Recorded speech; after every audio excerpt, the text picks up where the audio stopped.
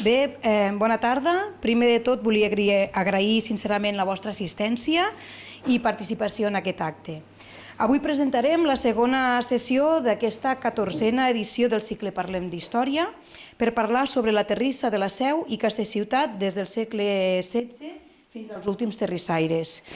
De què ve aquesta conferència? El passat 2024, l'Espai Armengol, amb el suport de l'Ecomuseu de les Valls d'Àneu, la col·laboració de l'Escola Municipal d'Art de la Seu i gràcies també a una subvenció del Departament de Cultura de la Generalitat, va encarregar un projecte en una primera fase, i dic primera perquè aquest any iniciem una segona fase, de recerca etnogràfica sobre els centres terrissers de la comarca de l'Alt Urgell. L'objectiu d'aquesta recerca és aportar una mica més de llum a l'estudi de la terrissa popular de la comarca a partir de la identificació, la documentació i la ubicació de peces de terrissa de diferents cases particulars i la investigació etnogràfica dels diferents centres terrissers de l'Alt Urgell.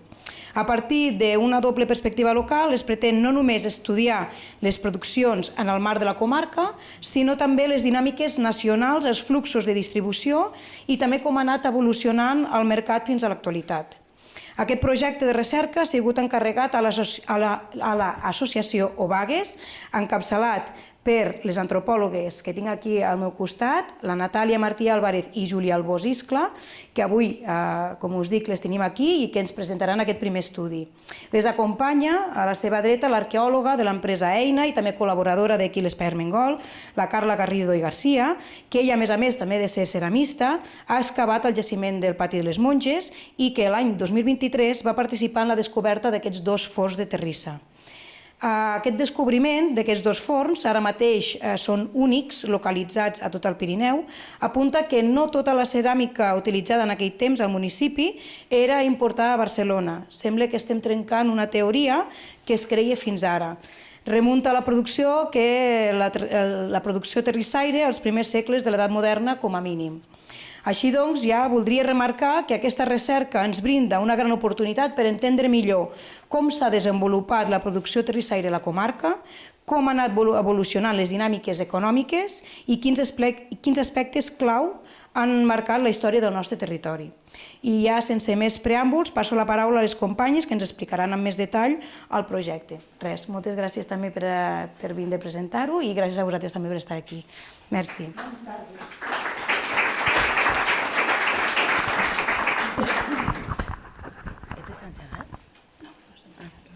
Moltes gràcies, Anna, per aquesta presentació i donar-te les gràcies a tu i a l'Espai Armengol sempre per el suport que ens donen a aquest tipus d'investigació. Parlo de part de les tres.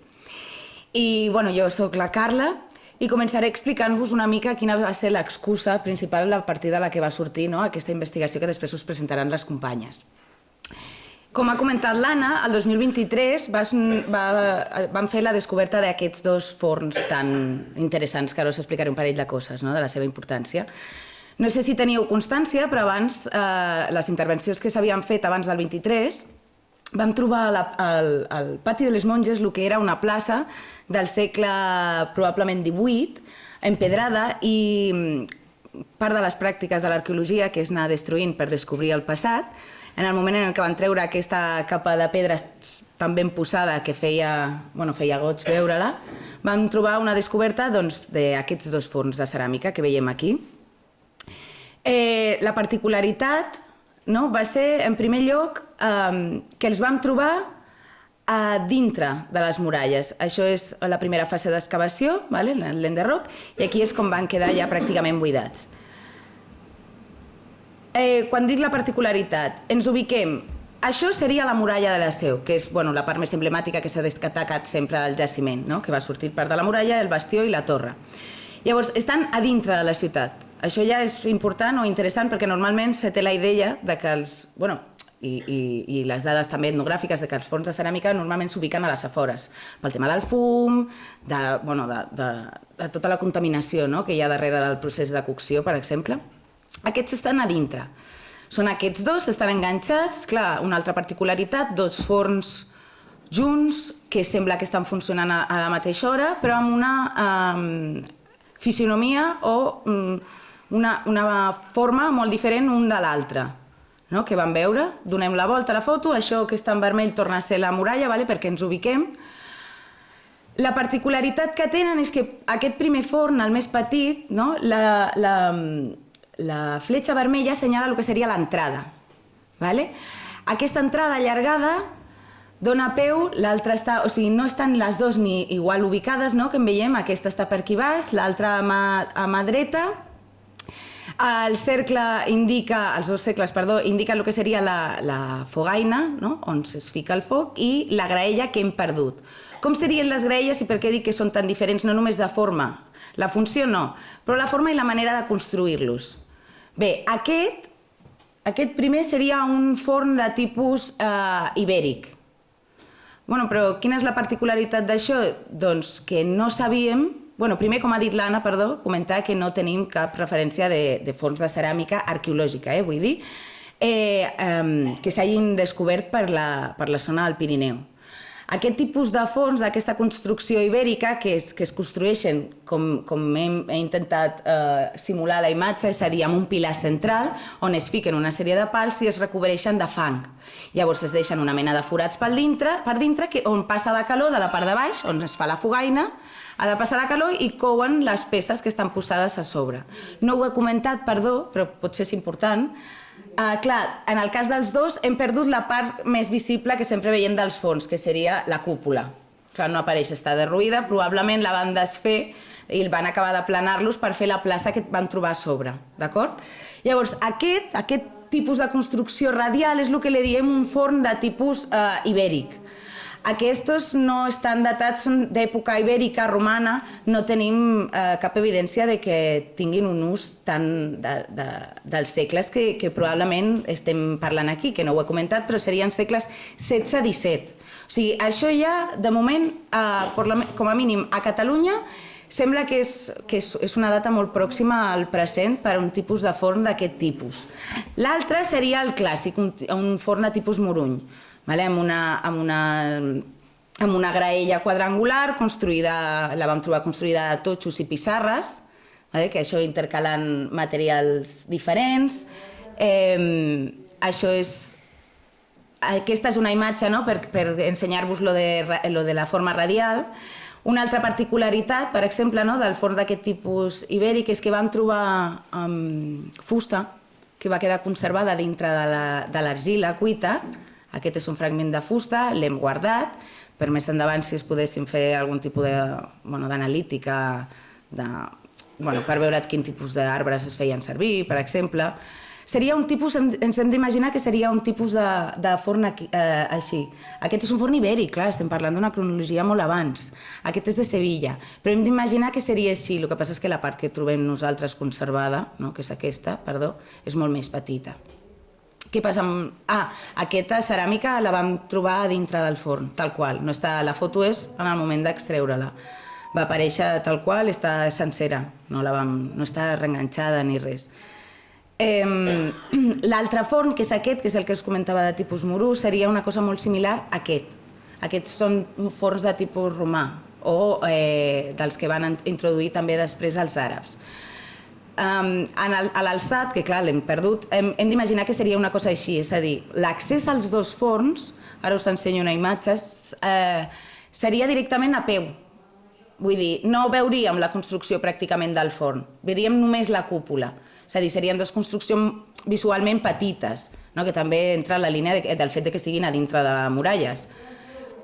Això són dues imatges de forns que quedaven dels últims moments de la zona de zones d'alta muntanya. Hem d'imaginar que serien així, probablement anirien revestits per fora de pedra, és un tema pràctic per aguantar la calor de dintre i no perdre energia calorífica durant el procés de cocció, etc.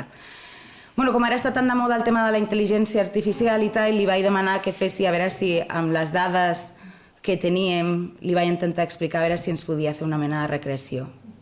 I diguéssim que això ho va fer bastant bé. Això seria més o menys el que tindríem dels forns al Patí de les Monges. Aquest forat d'aquí, a veure si funciona això. Aquest forat, realment el tenim nosaltres. És a dir, aquest és el punt per on s'accedeix a la fogaina. Per qui entren, encenen el foc a lo que seria la cambra que queda baix d'això. No el tenim identificat perquè, clar, hem perdut... Com que hem perdut tota la part d'alçat, és a dir, tot això no ho tenim, només tenim la base, no? I la graella que aniria aquí dintre, però ens hem d'imaginar que devia haver-hi alguna porta per accedir a la cambra de cocció, és a dir, una cosa semblant. Devia anar tapada, aquí ens l'ha dibuixat oberta, perquè, clar, per algun lloc haurien d'accedir a la cambra de cocció. Sabem per exemples etnogràfics que a vegades també s'accedeix a la cambra per dalt. Aquí em va semblar més fàcil explicar-li per aquí que per aquí. Aquesta va ser, no sé, la 12ª opció que em va donar la intel·ligència. Llavors, això, l'entrada i la cúpula. Llavors, ja dic, aquestes dues sí que les tenim identificades, sobretot aquesta, no? Per què, per donar-vos peu, ara per què explico tot això? Clar, arqueològicament és molt important i molt interessant. Les ceràmiques que van trobar, ja no en el context que hem anat trobant en el context del jaciment. Aquestes ceràmiques serien les que s'usaven, es feien servir en el moment d'ús dels diferents moments del jaciment, de la seu medieval, de la seu del segle XVI, XVII... El tema és la importància de trobar els forns i la ceràmica que vam trobar a dintre. Perquè normalment, com sempre, com passa en altres aspectes, hi ha una imatge més que idealitzada, molt regular, de pensar que hi ha moltes coses que sempre venen de Barcelona, com és la ceràmica més típica o més emblemàtica d'aquests moments. Una ceràmica pintada, decorada, que sempre que si es fa a Barcelona... Sí, però la ceràmica, que és un element d'ús comú, que té tothom a casa, el ric i el pobre, no podia venir tota de Barcelona, ni totes les ceràmiques d'ús comú podien ser tan boniques i decorades. I el fet d'haver trobat arqueològicament, empíricament, dos forns funcionant alhora en el mateix jaciment, junts, probablement un estigui pensat per esmaltar, l'altre, encara no ho sabem, hem de fer una analítica exacta de les peces i dels fragments que van aparèixer dintre, però té pinta que un està plantejat per fer ceràmica més gran, l'altre probablement per fer ceràmica més prima, esmaltats... Clar, s'estan parlant d'un volum de producció ceràmica molt gran per tota la zona. Clar, això... La lògica ja ens deia, ja dic, el que acabo de comentar, que no tot podia venir de Barcelona, però no teníem la realitat empírica, que és amb el que treballem els arqueòlegs. Però, per altra banda, tenim una manca d'informació que són les persones. És a dir, tenim els materials, que ja és molt, però no tenim les persones que hi ha darrere que ens donen resposta a per què es feien algunes coses, com es feien, i ens parlen d'una tradició. Llavors, el fet d'haver descobert aquests dos forns i de poder dir, ostres, aquí a l'Alt Urgell tenim una producció que probablement data del segle XVI-XVII, ens va fer, sobretot va ser l'Anna que va dir, ostres, podríem començar a investigar si ara sabem que això arranca com a mínim d'aquest moment, fins a quan segueix, perquè clar, sembla que no, però el plàstic ha arribat a les nostres vides fins fa 4 dies. Llavors, treballar amb les companyes etnògrafes i fent una feina d'etnografia és donar-li veu, aquesta és la meva perspectiva com a arqueòloga, és donar-li veu a uns materials que per nosaltres per si sols no parlen. I és una feina, vull posar en valor abans de que parlin, exhaustiva i molt important que si no es fa, es perdrà. I estem a 4 dies de que si no aquestes peces que elles posen en valor amb la seva feina, acabin tenint la mateixa importància que les que trobem al segle XVI. És a dir, ja no tindran les persones que li donen veu. Llavors, aquesta recerca de producció ceràmica que estan fent, de mirar d'allargar perquè no es perdi i continuar en un futur fent aquest estudi cap enrere, és superimportant i res, que parlo molt i hem vingut a que s'expliquin elles. Endavant, us dono la paraula i... perdó, això se m'havia escapat, no? Sí, que probablement la producció és veritat, això era d'una altra... Sí, aquí una imatge de Cal Tupinaire, de la torre posar en valor que a més de la gran producció sí que hem identificat que les argiles són d'aquí al voltant. Probablement aquestes argiles vermelles que surten a la Torre Solsona i al costat el que seria el que aquí es identifica com a NMI, no? Tots aquests vermellosos. Això és la Torre Solsona, aquí estaria Cal Tupinaire i aquí tot això és un dipòsit que surt per la carretera de camí a Puigcerdà. D'acord? És a dir, que ho tenien aquí al costat i que sí que tenim registres de que és un tipus de producció important que s'ha fet aquí a l'Alt Urgell fins fa 4 dies. Ja dic que això és una imatge de Cal Tupinaire, però ja d'això parlaran ara les meves companyes. Moltes gràcies. Júlia, no? Hola, se'm sent, sí. Doncs bona tarda, jo sóc la Natàlia Martí i junt amb la Júlia, com ens ha explicat la Carla, a partir d'aquest descobriment dels forns va sorgir la idea de fer una mica de recerca també de la memòria oral de les persones d'aquí de la Seu i tot va començar a la tardor del 2000 de l'any passat, que vam començar a fer una mica de recerca sobre els centres terrissers que hi havia hagut aquí a la Seu i a Castellciutat.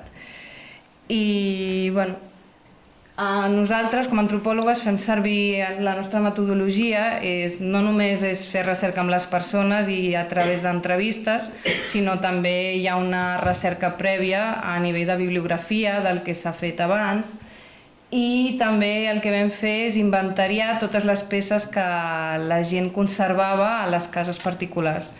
I va ser una recerca de molts dies, d'anar casa per casa, d'anar inventariant les peces i mica en mica, amb tot això, passo.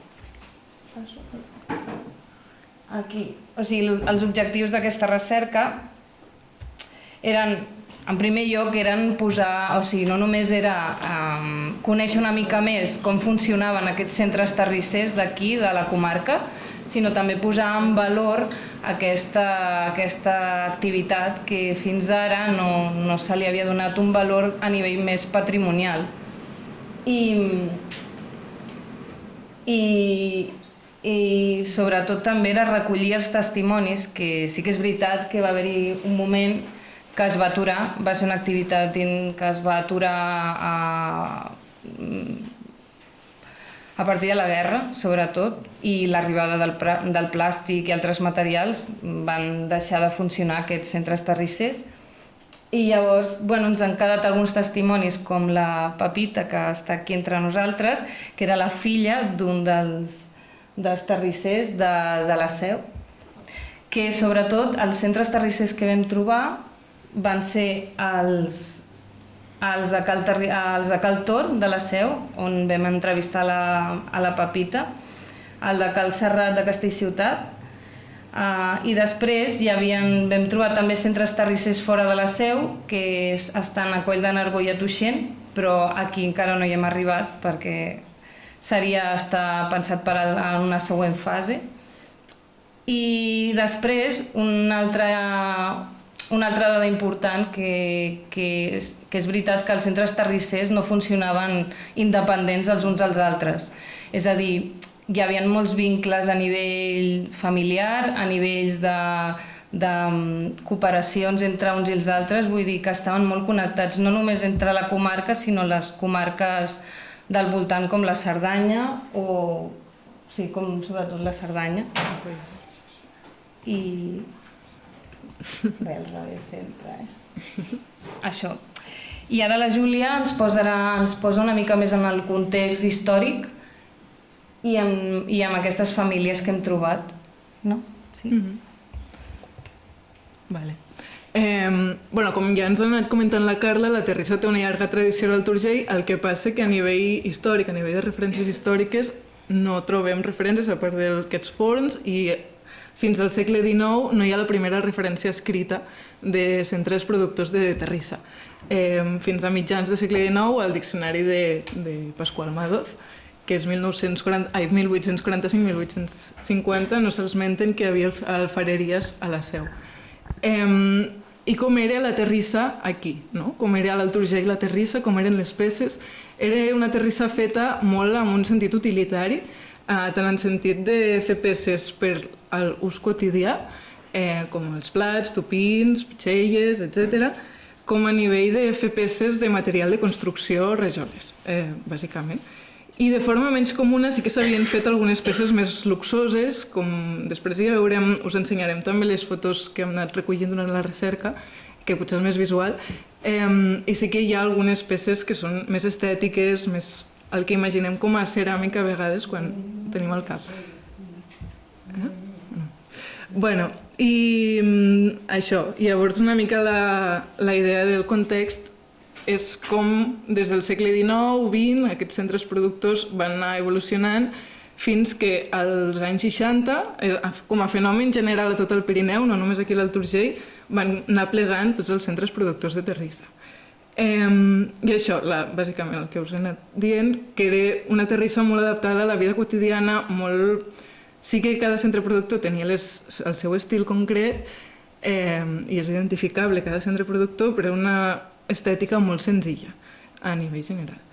I això, llavors, anem a la terrissa de la Seu d'Urgell i després passem a Castellciutat. A la Seu d'Urgell hi havia, són 5 centres productors, no només de terrissa, sinó també de rajoleria, que són aquests que hi ha a dalt i baixa de Cal Xandri a Cal Tupinaire, terrissaire. L'últim terrisser de la Seu va ser Ermengol Tor, que treballava al Serrat de la Capella a Cal Tupinaire o terrissaire. He fet així el mapa, però a veure si s'entén. Llavors, perdó, estic una mica nerviosa. Sí. Els inicis de Cal Tupinaire comencen amb Esteve Tor, que ve de Berga, al 1830, al segle XIX, a treballar a Cal Xandri, on hi havia Francesc Moliner. Que Francesc Moliner ja venia d'Arsèguel i potser es dedicava ja a la rajoleria. A Cal Xandri es trobava el turó del Firal, davant de l'antiga duana de la Seu, i produïen rajoles, però també produïen terrissa. Llavors, Cal Xandri comença la producció al 1835 i posteriorment Esteve Tor es casa amb la filla del, com us he dit, el Francesc Moliner de Cal Xandri. I aquí ja comença tota la nissaga i tenen el Francesc Tor i Moliner i el seu fill és l'Ermengol Tor, que és el que us he dit, l'últim terrisser de la Seu. Ell comença a treballar el 1910 i plega el 1962. I quan ell plega, pleguen, s'acaba la terrissa a la Seu d'Urgell.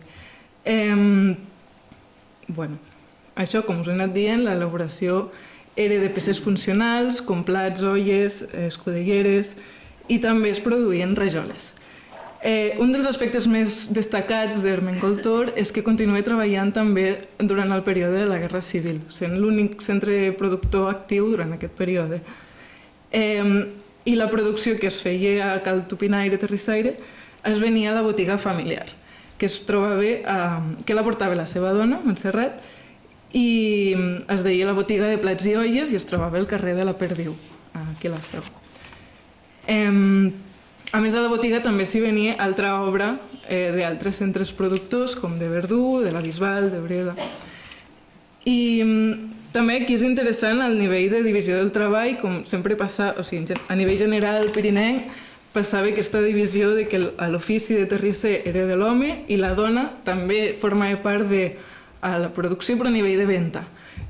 Ara us explicaré, però a Castellciutat sí que ens van explicar que la dona anava a vendre als mercats, anava a vendre amb el matxo a altres pobles, per exemple, els pobles del cantó, i també tenien botiga a Castellciutat, com aquí al carrer de la Perdiu a la Seu.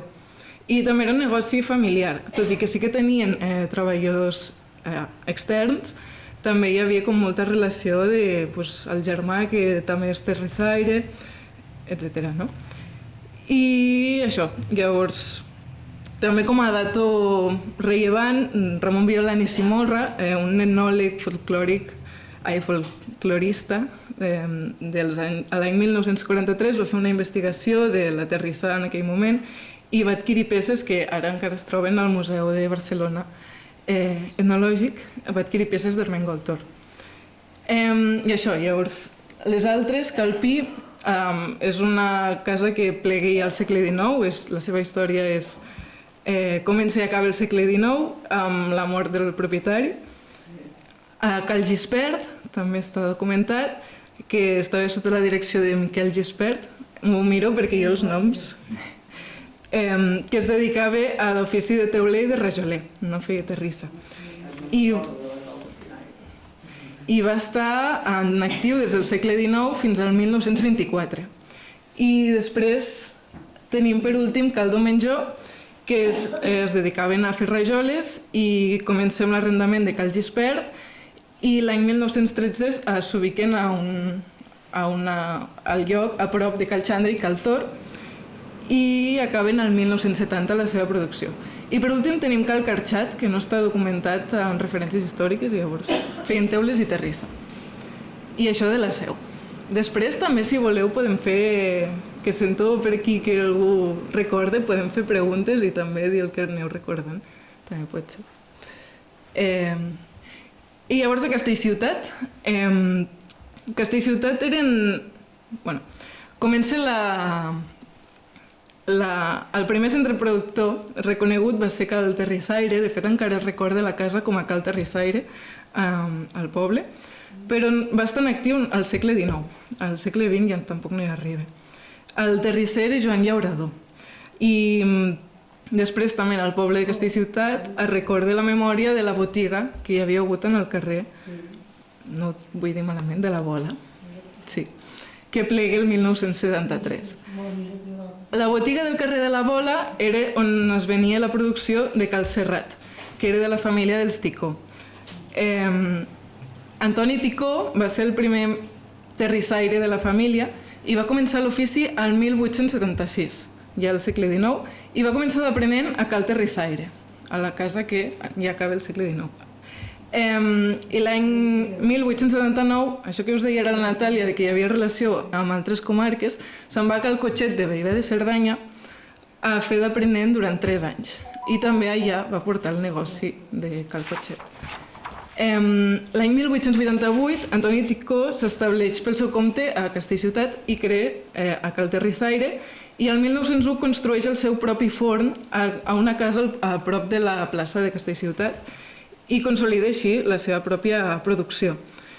Cal dir que l'ofici de terrissaire en algun moment no s'havia vist del tot bé, perdó per la paraula, però com que hi havia problemes amb el veïnat, Antoni Ticó va tenir pel possible risc d'incendi que portava associat al forn. I l'ofici per això no estava del tot ben considerat.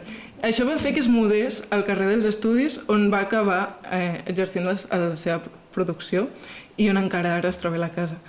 La terrisseria, després, el centre de producció, va passar a mans del seu fill, Josep Ticó, que va treballar fins a la Guerra Civil. L'última producció es fa al 1949, penso, però es va fer una mica com per recuperar-ho, però acaba ja amb la Guerra Civil. Es va fer com 1 o 2 fornades als anys 40, però ja no era com a producció. I també, com he comentat, la seva dona, de Josep Ticó, Engràcia Isern, era la que portava la botiga del carrer de la Bola, i en el moment que acaba la producció pròpia es basa en venda d'altres centres productors d'altres llocs. Els marxants que venien de Tàrrega, de Balaguer, portaven la producció de Verdú, portaven la producció de la Bisbal, de Piera, i després el seu fill, Antoni Ticó, ja no va aprendre a tornejar i aquí ja es va acabar com el centre de producció. I, bueno, això bàsicament. I per últim també volia esmentar que també hi va haver Cal Gatnau, que va convertir-se en ceràmica urgellense, que crec que va estar actiu, no tinc la dada, perdó, però era bàsicament de rajoleria. Ho esmento com per dir tot el que hi havia, però de terrisser com a tal era Cal Serrat, a Castellciutat. I aquí teniu una foto de Josep Ticó, que conserva la família. I anem a tècniques de fabricació amb la Natàlia. Doncs aquí hi ha la gàbia de Cal Serrat. Aquesta és una peça que vam inventariar i on on es col·locaven els plats i es ficaven al forn. Hem trobat més peces que eren part de la producció i el que hem pogut veure és que aquestes tècniques de producció es passaven de generació en generació i això, i que els materials eren recollits aquí també. Hi havia l'extracció de les terres, es feien a canteres pròximes, com ha dit abans la Carla, a Castellciutat, del barranc de Benavarre i a la Paella, que és on actualment es troba el Castell Motel. I era una terra argilosa, vermella, en el terreny se'n feien entallades i es duia a la terra. I llavors sí que és veritat que la majoria de producció es feia de manera manual, amb el torn. Aquestes dues pedres que vam trobar a Castellciutat i també a la Seu, pedra del Molí. Sí, exacte, perdona, per fer l'envernissat. I aquí vam trobar també motllos, llumeres, a Cal Serrat de Castellciutat. També vam trobar motllos més decoratius, amb motius religiosos, sobretot a la casa del Josep Tor i també a Cal Serrat, a les dues. I després tupins, no sé si vols dir alguna cosa dels tupins. Sí, de fet la peça que més hem trobat. Que més es conserva són els tupins. I també aquí és interessant a nivell del... Això que dèiem de la terra, que és com senzill, no? Sembla senzill, però és que no sé com dir-ho. Quan veus diferents centres productors, veus diferents formes de fer la ceràmica, veus que cada centre productor té una forma concreta, té un estil concret i és molt detectable. Quan n'has vist unes quantes és fàcil de detectar. I aquestes, per exemple, que són d'Ermengol Tor, es veu com en els colors que fa servir, que són senzills, el tipus de terra, el tipus d'argila, que són així normalment vermells, quan l'estètica, que sol ser senzilla, amb pintura de tocs de verd, tocs de groc, però com que es veu com a quin centre productor es pot arribar a detectar. I això, i els tupins és el que més hi ha. Sí, aquí hi ha també altres peces, però també són el que deia la Júlia, i té un estil característic, els colors, els acabats. Hi ha una ampolla, un escorreoli, vam trobar molts escorreolis, abans es feien servir molt, el morter, i després també que hi ha més peces amb els colors. El que es veu a dalt, la plata, espera, no sé si més endavant... Sí. No volien els colors verds. La de dalt. Sí, que aquestes pinzellades, aquests motius decoratius són molt particulars i cada centre terrisser, cada autor al final, perquè és el seu toc artístic, que potser altres produccions no ho tenen, però la ceràmica té aquesta característica que sempre té aquest punt artístic. I aquí és interessant perquè són el mateix objecte, és una formatgera per fer formatge, i una és d'Ermengol Tor, de la Seu, i l'altra és de Josep Ticó, de Castellciutat. I tot i ser el mateix objecte, aquí es veu molt clarament les diferències, a nivell de color, a nivell d'envernissat. Josep Ticó feia servir molt aquests colors més grocs, més verds, Ermengol Tor més el color propi de la terrissa, més vermellós. I després també és molt interessant aquesta formatgera que es veu que va ser com arranjada després, i això també és molt habitual, com que la terrissa havia de durar. Una peça, tu la compraves a Castellbó, anaves al mercat, baixaves un dia a comprar-la a Castellciutat, pujaves un altre cop a Castellciutat i aquesta formatgera t'havia de durar un temps. Llavors hi havia també l'ofici d'arranjar aquestes peces. I hi ha amb aquest tipus, però també n'hi ha amb filferro, per exemple, hi ha diferents tipus també d'arranjament, i això també és interessant. I, bueno, doncs això. Això són tupins de Josep Ticó. Si us recordeu abans amb els d'Ermengol-Tor, doncs la diferència també que hi ha a nivell de fer servir els colors, a nivell de l'envernissat. Bueno, cada peça té el seu què. I això són els tupins. Sí, aquests també són de Castellciutat. I el que us dèiem dels colors, no? Com aquests colors particulars són molt propis d'aquest centre productor, aquesta manera de fer servir les línies, així horitzontals cap avall, els colors, el color negre, el color verd, aquest groc, són molt particulars d'aquest centre productor. Amb els plats, amb la candelera també, aquella peça d'allà, no sé si es veu bé amb el...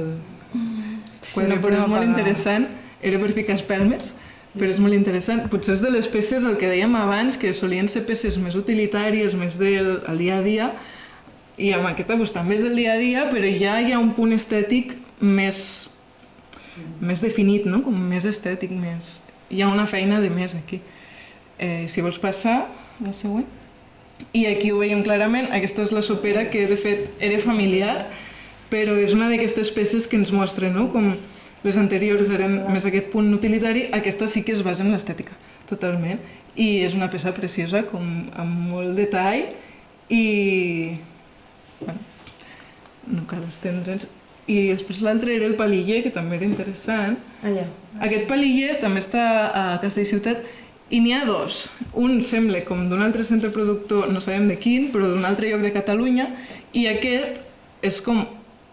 per el que us dèiem, no? Com aquests petits detalls per als colors, per com està fet, sembla com una reproducció de l'altre, però amb una característica especial de com treballava el terrisser. I com que és molt particular, també. Servia per posar els palillos, bàsicament, el gall. I tot això també ho diem perquè estigueu atents al vostre voltant, perquè podeu trobar alguna peça que sigui produïda aquí i no ho sapigueu.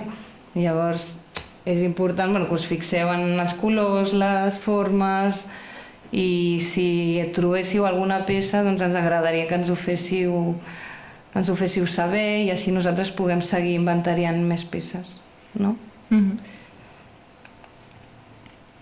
Bueno, i aquí era una mica com per donar com la conclusió aquesta de donar valor com a aquest patrimoni local que tenim, no? Com donar valor a que vam tindre uns centres productors aquí a la Seu, a Castellciutat, també a Tuixén i a Nargó, però que de forma generalitzada sí que van plegar als anys 60 arran de tots els canvis socioculturals i econòmics que van derivar de la industrialització, no cal extendre'ns aquí, però de donar valor al que hi havia hagut, tant al patrimoni material, no? Com aquesta idea de que és un patrimoni, tant el material, aquestes peces, com l'immaterial, no? Tot el coneixement associat a l'ofici de terrisser, tot el coneixement dels materials de l'argila, no? Com jo si ara anés a recollir argila no sabria què fer-ne.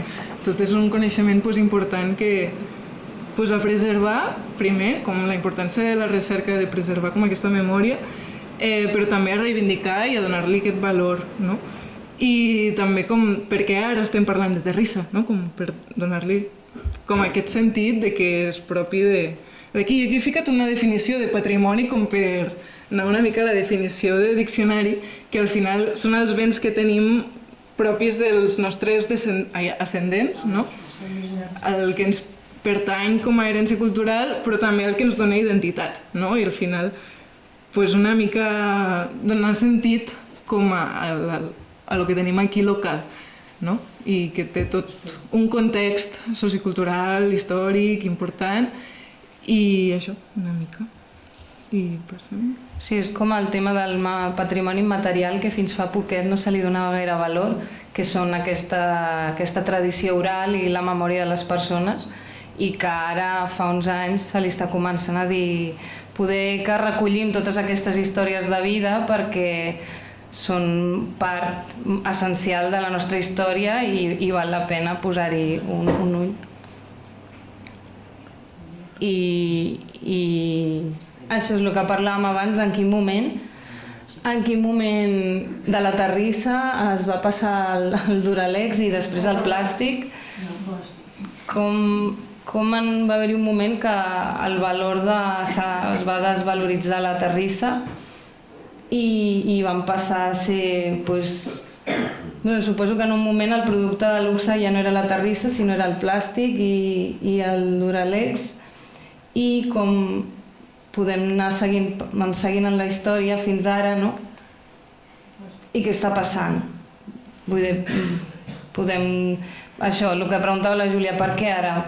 Potser ara se li està tornant a donar un valor a la ceràmica? No sé.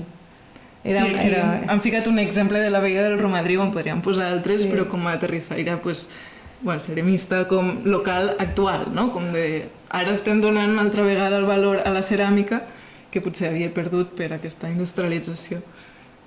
I això. Per posar un exemple, però... Això. Sí, i també com que ara potser és més artístic o té altres tocs, no? Com l'artesania, li donem un valor molt diferenciat. Sí, quins són els usos, quin és el valor que se li dona ara.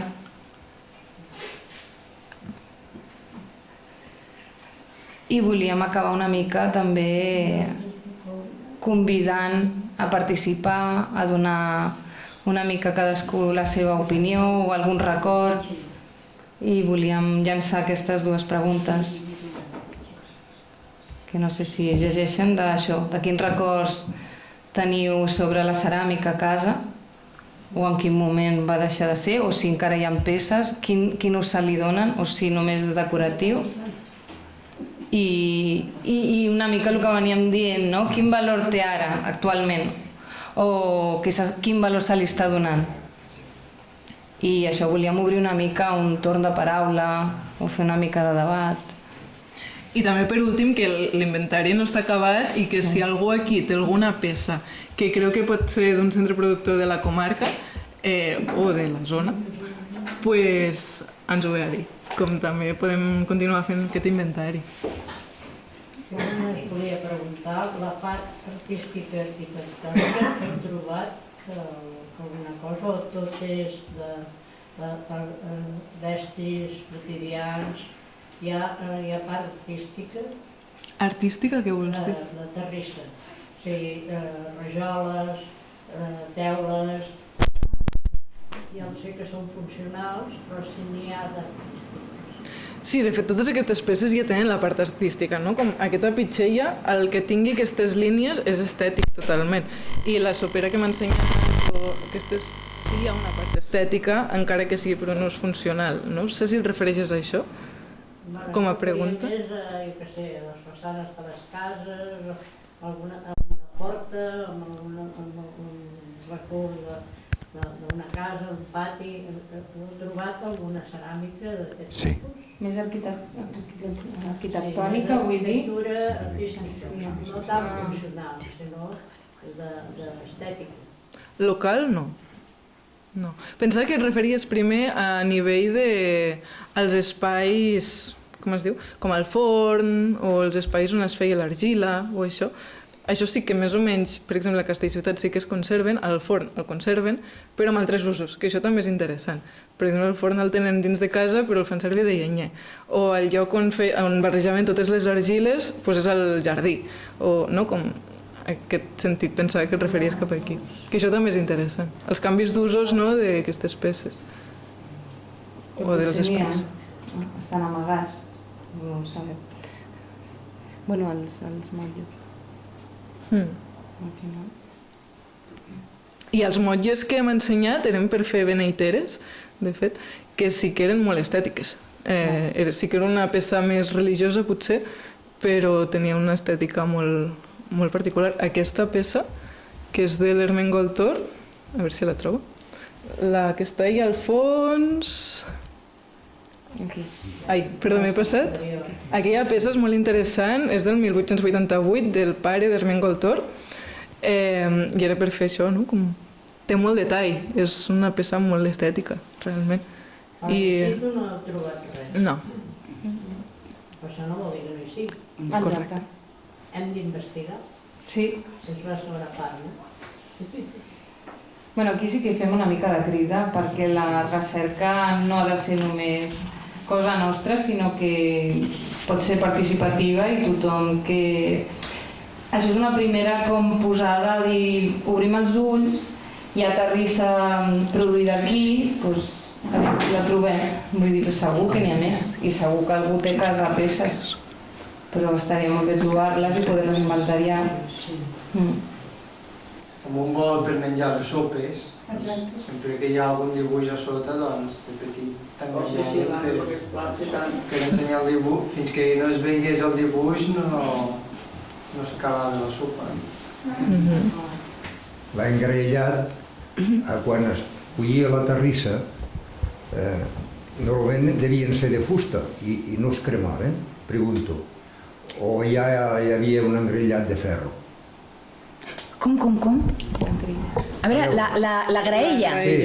Ah, no, ho diu per el fragment de fusta que he ensenyat. Sí. No. Clar, és que volia anar molt ràpid perquè si no tendeixo a explicar massa. No, a veure, la graella d'aquest forn, parlem de l'ibèric, del tipus ibèric, no? No, està fet, hem d'imaginar com una roda, o sigui, els eixes d'una roda. Llavors, el forn té un pilar central de pedra i a sobre li creuen pals, que van de punta a punta del forn i passen tots per l'eix central de la columna del pilar central. D'acord? Llavors, després, això ho recobreixen amb fang, deixant uns forats intencionadament perquè passi la calor. Fan la primera cuita, llavors això es queda cuit i es queda fet la graella està feta de ceràmica, diguéssim, d'acord? Llavors, però van quedar, la fusta a dintre, després de la primera cocció, va quedar encapsulada de tal manera que després de cremar-se, a nosaltres, quan ho hem excavat i hem començat a treure l'argila, van sortir els trossos. He posat una foto, però van sortir més trossos del...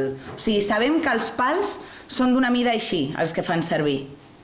O sigui, està el pal conservat i sabem com creuen perfectament. O sigui, ja no només tenim ho sabem perquè hem trobat els pals. És a dir, que per això sabem com està... I estaven embitumats de fang, no? Sí. Sí. Llavors fan la primera cocció, queda cuit, queda dur, es fa ceràmica, diguéssim, i ja la fan servir. Sí. L'altre no, l'altre és més clàssic. Està fet de totxo i de pissarres, diguéssim, com les voltes típiques per filades, i aguanten el pes i les fan creuades i fan els forats, però diguéssim és construït d'obra, per així dir-lo. L'altre està modelat, diguéssim. O sigui, que també és una feina. Clar, parlem d'això. Els dos, per exemple, o sigui, per nosaltres també com a arqueòlegs, i entenc que per les meves companyes també, no només és important quan estudies la ceràmica, la peça, sinó tot el procés que hi ha darrere. I per nosaltres la troballa d'aquests forns també ens parla de com estan fets, perquè no només és la construcció, que Déu-n'hi-do, perquè estan excavats al terra, sinó estan recoberts d'argila per dintre, per fer-los encara més compactes i que aguantin més la calor de la cocció. Clar, i la graella està feta en argila, i l'argila aquesta la devien extraure de per aquí a prop. No, però, de fet, l'argila que fan servir per dintre del forn no és la mateixa que la de les ceràmiques. Això també és interessant, per exemple, no? De com, si ens podem estalviar i podem aprofitar tota l'argila que extraiem per fer ceràmica, doncs per fer això, agafem 4 argiles que trobem d'aquí del costat del riu per fer el de dintre del forn, que també ens funciona bé. O sigui, pensar que totes aquestes decisions que es prenen no es fan a l'atzar. I això és... De res, veus? És com estic.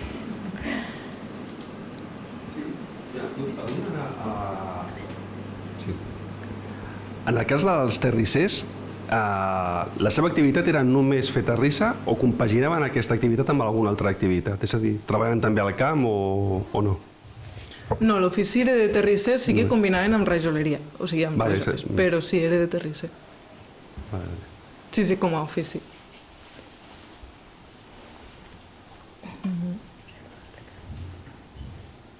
Això és molt interessant el que ha dit, perquè nosaltres en arqueologia, vull dir, com combinem és un exemple, com combinem feines i per què serveixen investigacions com aquestes. Nosaltres en arqueologia, i sobretot en arqueologia prehistòrica, que encara, si a la història feines que no els li donem valor, com han dit elles, que és el fer ceràmica, no queden escrites, ja si ens anem a la prehistòria que encara no tenim textos, ja és un problema. Llavors sempre es fa l'assumpció des de l'arqueologia que el fer terrissa és una cosa molt estacional, que depèn del temps. Que si la pluja, que si el fred, doncs el fet que elles sàpiguen i hagin descobert que el fer terrissa per aquí dalt és una feina que és exclusiva, és a dir, no és gent que quan fa bon temps fa terrissa i quan no es dediquen a fer una altra cosa, també ens parla, a nosaltres com a arqueòlegs ens ajuda a trencar aquesta idea de no, és que si no fa bon temps, perquè Déu-n'hi-do, estem al Pirineu, és que no estem parlant de fer terrissa a Andalusia, o sigui, parlem d'un clima dur. Vull dir, també ens serveix aquestes feines d'etnografia i d'estudi de l'actualitat per trencar una mica aquests esquemes que a vegades els arqueòlegs i arqueòlogues ens muntem, de que les coses són com molt d'una manera. Per això ens ajuda també. Que vols dir que estava professionalitzat. Clar. I que no només hi havia la família implicada, sinó també treballadors, que a vegades, òbviament, eren vincles familiars, però que hi havia molta gent implicada més de la que pensem. Sí, sí. I molta producció, no només que es quedava aquí, sinó que també es venia fora. Sí. Què més? Alguna pregunta, comentari? Però jo tenia una altra. Sí, ja que veig que ningú fa preguntes.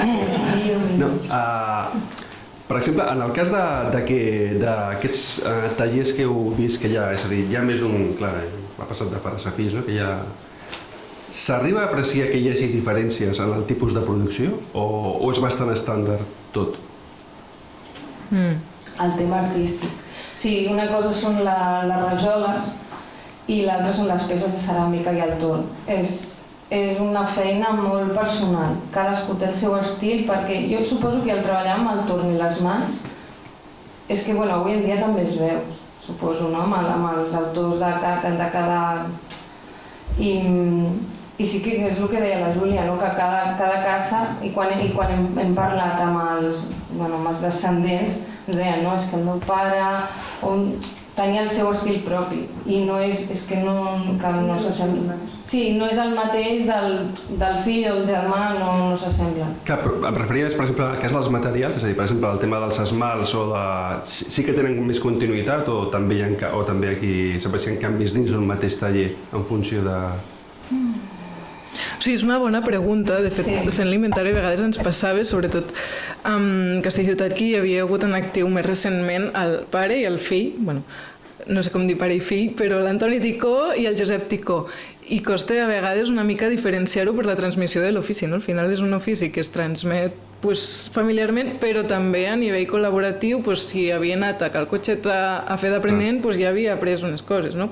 Sí que hi havia com una col·laboració molt forta, però al final sí que costa diferenciar, no pots dir 100% aquesta peça és de Josep Ticó. O, per exemple, aquí he ficat Pitxer de Cal Serrat perquè no podem dir 100% que sigui del pare o del fill, 100% no ho podem dir. I també el record actual, la memòria oral que queda actual, tampoc no ens ho permet com assegurar el 100%, com a nivell de... No sé si m'explico, eh? Sí, no.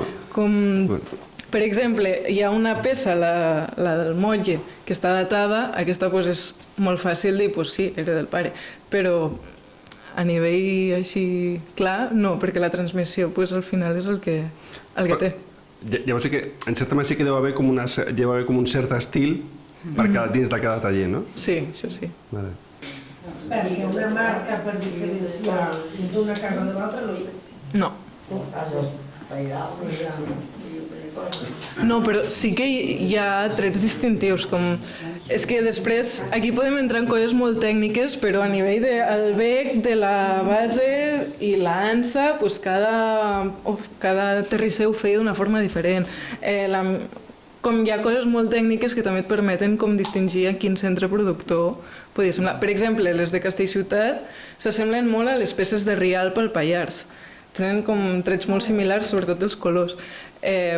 però són diferents, no? Com amb un ull una mica entrenat de que has vist moltes peces d'un lloc i l'altre, veus. Clar, quan vam començar vam tenir una feina d'aprendre una mica tot això, diferenciar un estil d'un altre i de començar a comparar que abans, o sigui, són potser detalls que no t'hi fixes. No, sí que hi ha gent que és una passada. Que et saben diferenciar d'on és d'aquí. O sigui, sí que cada terrisser... Clar, si és el pare o el fill, doncs no ho sé, hi ha un centre productor concret, hi ha una transmissió concreta, però és difícil, com no és algo ciència certa, no? Això ja és normal. Sí. Bueno, si hi ha alguna altra pregunta, pues lliures, si no, pues ho deixem aquí. Sí, jo volia preguntar. La gent dels terrissaires feien... Gràcies, merci. La gent que feien terrissa, clar, hi ha els dos tipus, la de construcció, la que és per construir, i la que és per l'ús diari, l'ús quotidià. Feien les dues coses o estaven especialitzats, cadascun en un camp? Hi havia els que feien només per construir i els que feien només eines per casa o ho feien tots, tot? Clar, aquí parlem de terrissers, que són els... Digues? Exacte. Feien les dues coses, però sí que hi ha els centres que hem dit que només feien rajoles. Llavors, aquí hem volgut com posar l'ull els que sí que havien arribat a fer terrissa, tot i que també havien fet rajola. Però després n'hi ha que només... M'explico? Com si combinaven, però... Rajoles sí que se'n feia aquí. Teules també o no? També. Val. Sí, també hi ha identificats alguns centres productors de teuleria. A part de teuleria. Sí. Val. Abans s'utilitzava molt porró. Els canvis que abans tothom al camp veien un porró. Sí, de fet no hem trobat tants. No, cap. No, molt. De fet, n'hem trobat dos que són de Verdú, no com d'aquí. Però això també és important remarcar-ho, no? Com no només es venia i es feia servir terrissa local, sinó també hi havia tot aquest moviment d'altres llocs, que també és important remarcar i també és... que ens diu molt, no?, d'un context concret, cultural, social. És que abans és que m'ha vingut al cap. Has comentat que en el cas de Castellciutat, que us havia explicat on anaven a buscar la terra, no? L'anaven a buscar, és a dir, quan anaven amb animals de càrrega a buscar, és a dir, i agafaven molta quantitat, o com això us s'han explicat, sabeu alguna cosa o no? Amb els matxos i després amb carretilles, ens deien. També és veritat que a Castellciutat anaven molt a prop, anaven a on està Castell Motel i està bastant relativament a prop. Sí. És a dir, vol dir que d'entrada devien agafar bastanta quantitat. Sí. Tinc una companya que el seu pare era el senyor Armengol Tort. Està aquí. No vol parlar perquè li deu de vergonya. Però l'Armengol Tort era, m'ho han dit moltes persones d'aquí a la Seu, que era un artista. Era un artista fent terrissa. Vol dir que segons el tipus de ceràmica que volia fer, de tupins o plats, el que sigui, o testos, el que sigui, combinava la terra de diferents llocs. Fins i tot, paraules molt properes de la meva senyora, havia anat a Bellver a buscar terra per fer una mena de barreja, perquè segons com aquí la terra era molt argillosa, jo no n'hi entenc, i l'anava a buscar allà dalt a Bellver amb un carro i un matxo. O sigui, anar d'aquí a Bellver amb un carro i un matxo, això li devia comportar un dia o un dia i pico, per poder fer aquesta mena de barreges segons el tipus de ceràmica que volia fer. Després, quan la tenia aquí a aquesta esplanada, que avui no l'ho he ensenyat, la molia i la barrejava, la pastava i després feia tot el procés d'això. Vol dir que llavors, segons la terra d'on se treia, podia donar un color més groguenc o més vermellós o el que sigui. I això depèn, segurament que cada regió tenia la seva idea d'anar a buscar en un lloc que era diferent. Això vol dir que també, clar, això està envernissat, el vernís també devia ser d'un color o d'un altre. No havia vist la ceràmica d'aquest senyor Ticó, però aquesta sopera que han ensenyat està molt ben treballada i molt ben adornada, o sigui que era quasi bé, això és d'art, això. El meu sogre segurament no feia un decorat tan maco, però sí que també té peces que estan ben, que són maques de veure. Doncs és això que volia dir. Del meu record la terrissa no s'utilitzava així. Únicament que utilitzàvem eren els càntirs per anar a portar aigua al camp. Segurament en aquell temps jo em recordo que quan anàvem al camp a fer més vida al camp que a casa, en un estiu potser trencàvem 3 o 4 càntirs. Això és veritat, però de plats i d'això ja no en fèiem servir. Alguna tupina per coure sí. Aquestes tupines que són, o sigui, que fan un coll i fan una petita ansa sense foradar, això sí que ho feien servir les dones, les nostres àvies, per fer aquells estofats tan bons que sabien fer. Però així, per plats d'així per menjar, de la meva edat jo ja no havia vist a fer plats. El que sigui, així com a bols, això sí, com a, no sé com diríeu, això sí que ho havia vist a utilitzar a casa, però plats no, perquè, no sé, ja havia passat.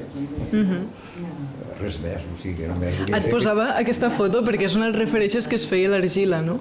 Sí, però no és la del Serrat de la Capella, Ah, no? Sí? Ah, sí. O sigui que quan parlàveu de la pluja i tot això, suposo que també els terrissaires deven estar mirant al cel, perquè si havien fet tota una colla d'estris així i plovia, no els devia anar gaire a favor. Home. Clar, perquè s'assequés tot això. Perquè això no els ha fet en un dia, aquest home. I clar, per posar-los al forn diu que han d'estar una mica ja secs, no?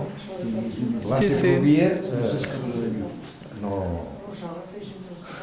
no devia anar bé, el negoci no funcionava. Sí. Sí, això és de la meva família. Sí, aquesta foto està datada més o menys als 1940. Allà darrere es veuen com estaven menjant allí, perquè encara no hi tenien... És que no sé si es pot fer més gran. Tenien el petit obrador que és allí al costat, però no... Estaven a l'aire lliure i aquí s'hi devien estar més d'una setmana o més, aquí fins que els podien assecar. I després de fer-los els envernissaven també, ui. Això hi havia una...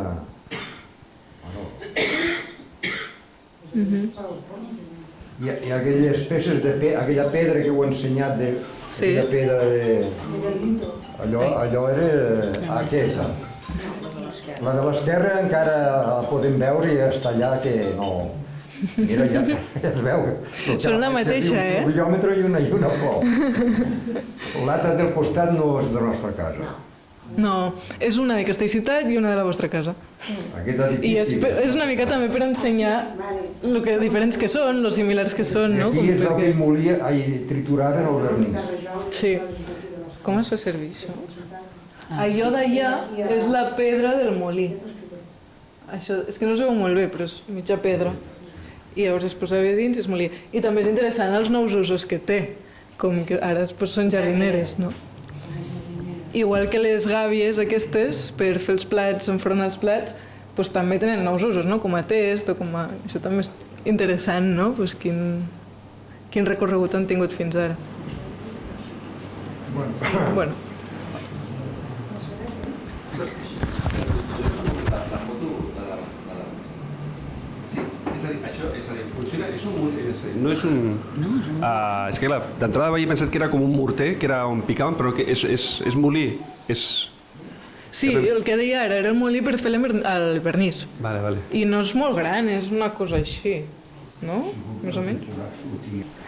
I aquesta peça, que no sembla gaire maca, els llumeners, també és molt interessant perquè és amb el que es posava la pintura. Totes aquestes línies de colors tal, o el vernissat, es feia servir, és que no sé si es veuen molt, però hi ha com l'espai per posar el dit i té dos forats, i llavors es feia servir, es buidava i es feia servir per les decoracions. I també no sembla la gran peça, no són molt maques, però era una peça important. Com que també és important no recollir aquestes peces més útils, no? O més de la fabricació. Que són part del procés de producció. I per recordar també com el que dèiem de revalorar com a l'ofici, també revalorar com es feia, com era aquesta tècnica de fabricació, que potser això s'ha perdut, no? I una mica revalorar-ho. Això, si té algun altre comentari, alguna altra pregunta, i si no, fins aquí. I moltes gràcies per haver vingut.